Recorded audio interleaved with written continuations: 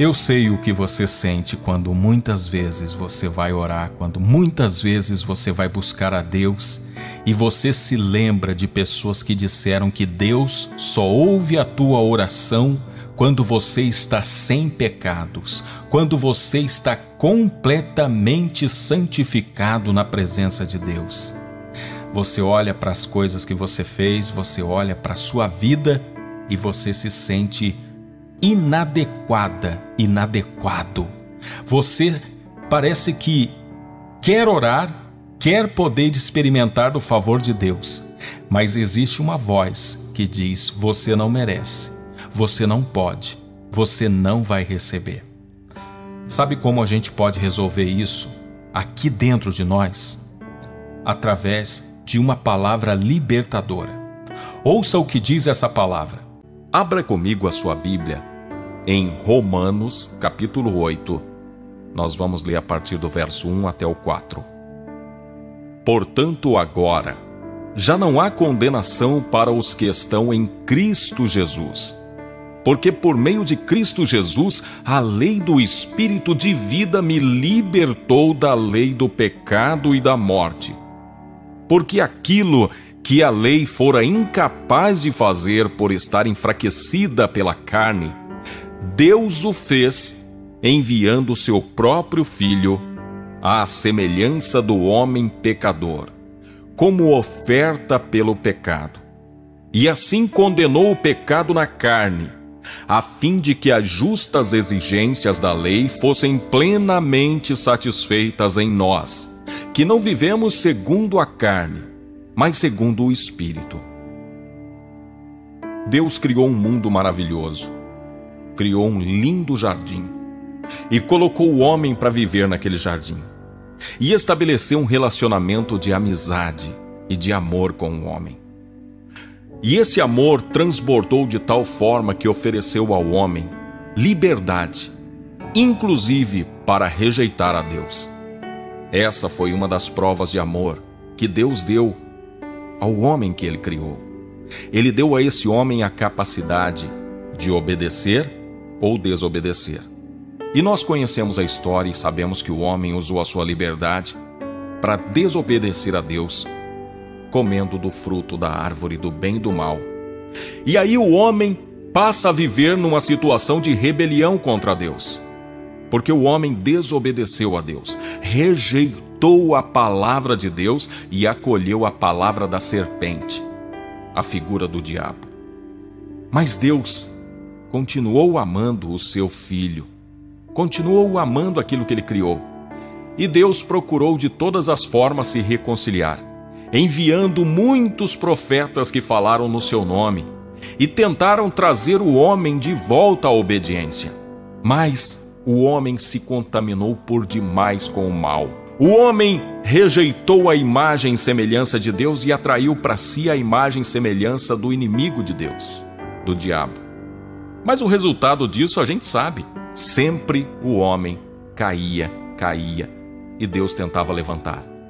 Mas chegou um momento em que Deus observou que por mais que o homem tentasse, ele não conseguia se enquadrar na obediência perfeita. Então, Deus enviou o seu filho. Por amor, Deus enviou o seu filho para que ele pudesse se fazer carne, se tornar um humano como nós, e então, vivendo uma vida como a que nós vivemos, nascendo concebido de uma mulher, passando todo o tempo na terra como um ser humano, ele veio para obedecer à lei. Ele veio para cumprir a lei. E a partir do momento que Jesus Cristo viveu, obedeceu e se entregou como sacrifício, ele cumpriu o propósito para o qual foi enviado, que era resgatar o homem que se havia perdido. E aí o apóstolo Paulo, quando escreve estas palavras aos seus irmãos, aos crentes da cidade de Roma, pessoas que haviam recebido Jesus, ele vem para reiterar as palavras do próprio Deus. E ele diz: portanto, agora já não há condenação para os que estão em Cristo Jesus. E por que é que Paulo escreve isso? Porque naquela época havia um grupo de pessoas, os religiosos, que ficavam tentando tirar da mente das pessoas que elas estavam salvas e libertas pelo sacrifício de Jesus. Esses religiosos diziam para aquelas pessoas: não, vocês estão enganados, se vocês quiserem salvação, se vocês quiserem morar no céu, vocês têm que cumprir todas as leis. Mas isso que eles estavam dizendo era uma bobagem. Sabe por quê? Porque já estava provado e comprovado, atestado pelo próprio homem, que eles não eram capazes de cumprir toda a lei. Num ou outro mandamento eles tropeçavam. E conforme a palavra diz, aquele que tropeça num mandamento perde todos os outros também. Então, somente Jesus Cristo foi aquele que conseguiu cumprir toda a lei. E aí, o que é que acontece? Jesus oferece para mim e para você a oportunidade de nele nós sermos redimidos, resgatados, libertos e salvos. Mas assim como naquela época havia pessoas que ficavam tentando tirar as pessoas do caminho, tirar as pessoas do discipulado de Jesus, ainda hoje existem pessoas assim, que inclusive falam em nome dele. Eles tentam colocar sobre a sua vida uma quantidade de regras, de leis, de doutrinas, que por mais belas que sejam, não são suficientes para poder garantir a tua salvação, para poder atribuir paz ao seu coração, para poder te levar para o caminho do bem. E não é capaz também de trazer a paz, o refrigério, aquilo que o seu espírito precisa. Talvez alguém nesse momento está dizendo: Ney, então eu não preciso obedecer nenhuma lei, eu posso viver a minha vida de qualquer jeito. Não, não é isso que eu estou dizendo. Mas o que a palavra de Deus diz é que aquele que recebe Jesus Cristo, ele não precisa viver debaixo dessa condenação, ele não precisa viver debaixo dessa pressão, tentando se enquadrar em tudo quanto é lei para então conseguir ter tranquilidade e paz. Não, aquele que recebe Jesus, ele recebe a libertação da escravidão do pecado e também da lei. A minha jornada agora não é mais com base no cumprimento de leis e regras, mas em rendição e sujeição a Deus. E tem diferença, Ney? Claro que tem. Porque quando eu me rendo, me sujeito a Deus, eu também estou dizendo: Senhor, eu sou um miserável pecador, eu não tenho capacidade de ser essa pessoa certinha que as pessoas dizem que eu tenho que ser. Eu, quando vejo, por mais que eu quero, eu estou caindo, por mais que eu tente fugir disso, eu estou, às vezes, me envolvendo com isso. E é nesse momento que Deus vem dizer: eu sei, porque você é pó, porque você não tem capacidade para ser essa pessoa perfeita, mas o meu Filho Jesus te faz perfeita. O meu Filho Jesus se oferece em sacrifício no seu lugar. Levante-se, vamos continuar a caminhar. Quando eu me sujeito a Deus, ele vem trazer essa palavra de conforto para mim. E a palavra de conforto para mim e para você é essa: que nós não precisamos nos enquadrar nesse conjunto de regras, de leis que as pessoas tentam fazer com que a gente siga.